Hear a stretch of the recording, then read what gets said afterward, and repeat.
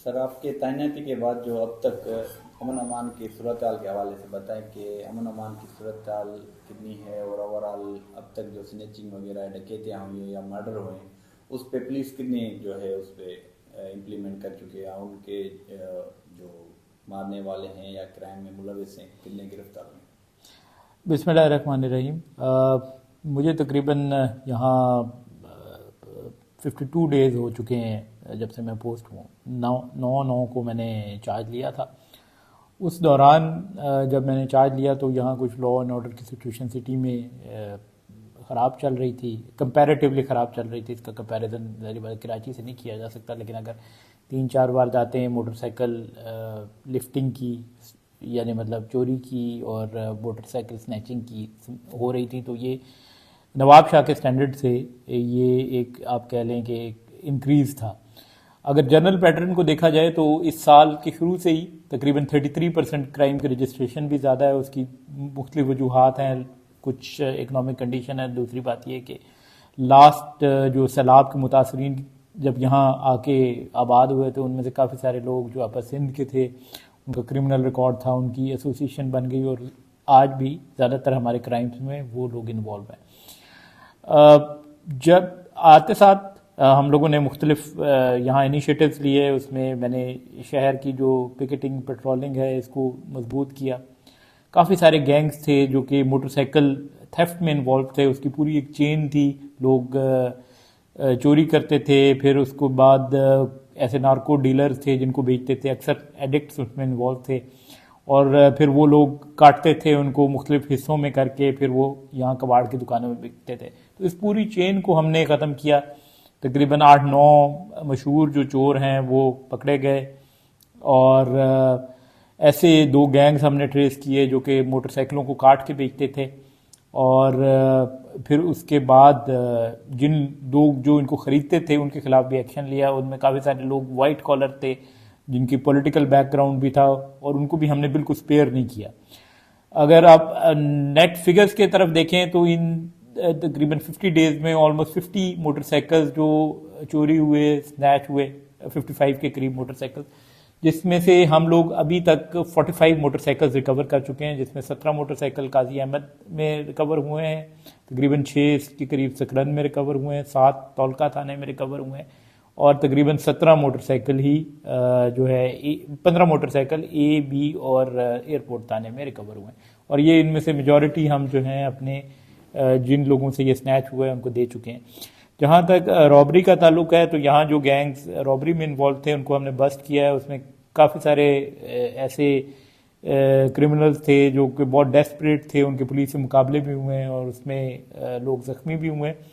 उनको हमने ज़ख्मी हालत में गिरफ़्तार किया। तकरीबन 5-6 ऐसे मुकाबला ही हुए हैं। जो मर्डर की केसेस थे उनमें से एक सुनार का मर्डर हुआ था, उसमें सिकंदर बंगवार नामी एक मशहूर डाकू है वो अरेस्ट हुआ। 2 रॉबरी के केसेस थे जिनमें मर्डर हुए थे पिछले महीने के, वो अरेस्ट हो गए। एक केस उसमें से अभी तक अनट्रेस है जिसमें हमने टारगेट आइडेंटिफाई कर लिया है, उसके पीछे हम कई रेड्स कर चुके हैं, लेकिन वो अभी तक हमारे हाथ में नहीं आया। जबकि इस महीने 18 तारीख को एक ट्रिपल मर्डर का केस हुआ था अनफॉर्चुनेट, जिसमें रेजिस्टेंस की बेस पे 2 कुरैशी बराजान को एक बर्तन की दुकान में उन्होंने फायरिंग करके हलाक कर दिया था, शहीद कर दिया था, और उसके बाद एक गार्ड को शहीद किया था। तो इसमें भी हम गैंग ट्रेस कर चुके हैं, उनकी हमने काफ़ी एफर्ट्स किए हैं, और उसके बाद हमने जो उनकी तस्वीरें जो मुलज़मान हमारे थे जिनको हमने जियो फेंसिंग की मदद से शॉर्ट लिस्ट किया वो दिखाई, तो उसमें से उनका जो तीसरा भाई था जो दुकान में मौजूद था उसने वो क्रिमिनल्स आइडेंटिफाई कर लिए हैं, और इंशाल्लाह उनको भी जल्द ही हम कैफरे किरदार तक पहुंचा देंगे। इन तमाम कार्रवाइयों के बाद अभी इस टाइम पे अल्लाह का शुक्र है कि सिटी में नवाब शाह में सिचुएशन बहुत पीसफुल है। एक आध 2 वारदातें हुई हैं जिसमें मोटरसाइकिल लिफ्ट हुए हैं, लेकिन और एक आध यहाँ कोई सिक्योरिटी ड्यूटी की वजह से पॉइंट्स वगैरह छूटे हुए थे, तो वहाँ उस दिन भी एक स्नैचिंग हुई एक शॉप में। लेकिन ओवरऑल पिछले अगर आप कह लें 15 से 20 दिनों में तो तकरीबन जनरली सिचुएशन काफ़ी पीसफुल रही है। और उम्मीद है कि आगे भी ये पीसफुल रहेगी। इसी तरीके से काजी अहमद और सिकरन जो कि बहुत इफेक्टेड एरिया थे, वहाँ भी सिचुएशन इसी तरह पीसफुल है। और मैं उम्मीद करता हूँ कि मज़ीद भी जो हमारे अनट्रेस केसेस हैं इनको हम ट्रेस करके इसमें कामयाबी हासिल करेंगे। अच्छा सर, एक और बात कि अगर कोई लेडीज़ हो, पुलिस लेडीज़ जो है वो स्ट्राइक करते हैं, स्ट्राइक के दौरान धरना देती हैं, तो उस हवाले से उनका कहना है कि हमारे ऊपर जो तशद्दुद पुलिस की जानिब से किया गया है, तो आप उस बारे में क्या बोलेंगे? देखें, इस किस्म का कोई ऐसा तशद्दुद नहीं किया गया।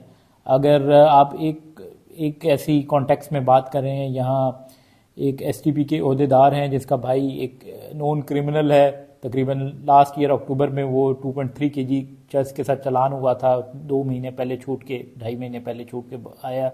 उसके बाद मोटरसाइकिल थेफ्ट और स्नैचिंग की वारदातों में इन्वॉल्व रहा। एक वारदात हमारे पास हुई जिसमें कैमरे से हमने उसको ट्रेस किया, उसके घर पे रेड की, वहाँ से वो भाग गया, बाद में उसका एक साथी पकड़ के उससे मोटरसाइकिल रिकवर की। वो बंदा उसकी एक और रेड के अंदर उसका पुलिस से मुकाबला हुआ, उसको गोली लगी पुलिस की, और उसके ऊपर उसके भाई ने एक प्रोटेस्ट लॉन्च की on the basis of this कि उसका कोई क्रिमिनल रिकॉर्ड नहीं। हालांकि वो 5 केसों में अभी तक हमारे पास चालान हो चुका है, जिसमें एक पिछले साल का केस है, बाकी अभी रिसेंट केसेस हैं। और जहाँ तक उसके भाई का ताल्लुक है तो वो पॉलिटिकल एफिलिएशन अलग, उस पर बहुत सारे केसेस हैं एक्सटॉर्शन के, और उनकी रेपो भी कोई सही नहीं है। अनफॉर्चुनेटली इस क्रिमिनल एक्टिविटी को उन्होंने अपनी पॉलिटिकल जो पार्टी है उसकी कवर देने की कोशिश की। यहाँ तकरीबन प्रेस क्लब के ऊपर 7 दिन एहतजाज किया। हम लोगों ने उनसे बात करने की कोशिश की और उनको ऑफ़र की कि अगर उनको इस चीज़ में शक है कि उनके साथ ज़्यादती हुई है तो वो किसी भी डीएसपी से, मेरे डिस्ट्रिक्ट के या किसी रेंज के, वो हमें बताएं तो हम उनके पास इंक्वायरी करा देंगे। लेकिन उनकी बड़ी सख्त डिमांड्स थी, वो ये थी कि एसएचओ जिसने चोरी की एक प्राइवेट एफआईआर की है उनके ऊपर, प्लस एक एफआईआर जो कि मुकाबले की है, इन दोनों को सस्पेंड किया जाए। इसके अलावा उन्होंने उसी रात को पथराव किया था, पुलिस की गाड़ी के शीशे तोड़े थे, उसके ऊपर उनके ऊपर एक एटीए की एफआईआर थी, उसको भी वो खारिज करवाना चाहते थे। और इसी किस्म की और भी उनकी स्ट्रिक्ट डिमांडें थीं, और वो कहते थे कि इंक्वायरी के लिए हमें आईजी को लिखें और वो इंक्वायरी करेगा, जो कि एक अनरीजनेबल डिमांड है। तो इस सिलसिले में उनकी नेगोशिएशंस भी हुई डिप्टी कमिश्नर से, लेकिन वो बिल्कुल आपके रिलक्टेंट थे। फिर उन्होंने डॉक्टर कादिर मक्सी को इनवाइट किया, यहाँ एक हड़ताल हुई, उन्होंने कॉल दी। हड़ताल में हम पीसफुल डेमोन्स्ट्रेशन में कभी नहीं रोकते, कोई गालियां दे मुझे या वो, मैं एक पब्लिक ऑफिस होल्डर हूँ, मुझे इस चीज़ में कोई वो नहीं है कि मैं इसको चीज़ को सीरियस लूँगा।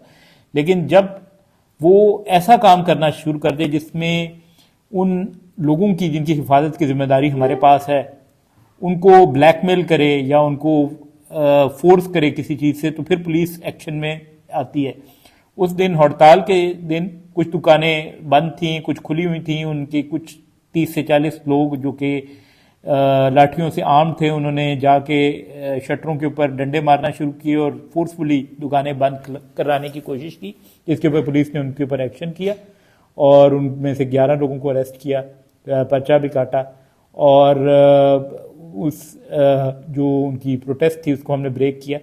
बाद में उन्होंने जान के एक पब्लिक स्टंट के तौर पे कई जगहों पे रोड ब्लॉक करने की कोशिश की, उसमें कई जगहों पे औरतों को बिठा दिया, उन्हीं की औरतों को, और उनसे रोड ब्लॉक कर दिया। देखें, रोड ब्लॉक करना एक ऑफेंस है और ये 341 पीपीसी के तहत कवर होता है, और एज अ पुलिस ऑफिसर मेरी रिस्पॉन्सिबिलिटी है कि किसी को लॉ ब्रेक ना करने दिया जाए। इसी सिलसिले में हमने लेडी पुलिस को बुलाया जिन्होंने उन औरतों को उस रास्ते से हटाया।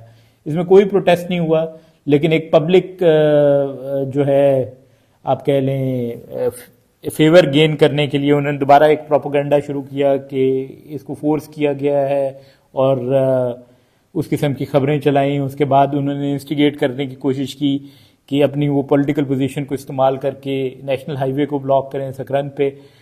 तो ये तमाम चीज़ें उन्होंने एक्शंस लिए, लेकिन इसका हकीकत से कोई ताल्लुक नहीं है। हकीकत वही है जो मैंने आपको बता दी है। और फाइनली जो है हम लोगों ने वी वर सक्सेसफुल।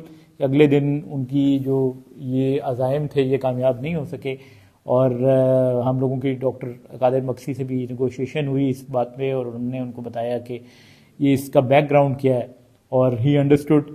तो फाइनली हमने इंक्वायरी ऑर्डर ज़रूर की है, वो निशारुफरीज के डीएसपी को डीआईजी साहब ने एलोकेट की है। वही इनिशियल बात जो कि हम पहले से ही उनको ऑफ़र कर रहे थे, लेकिन इसके अलावा जो उनकी अनरीजनेबल डिमांड्स थी वो हमने नहीं मानी।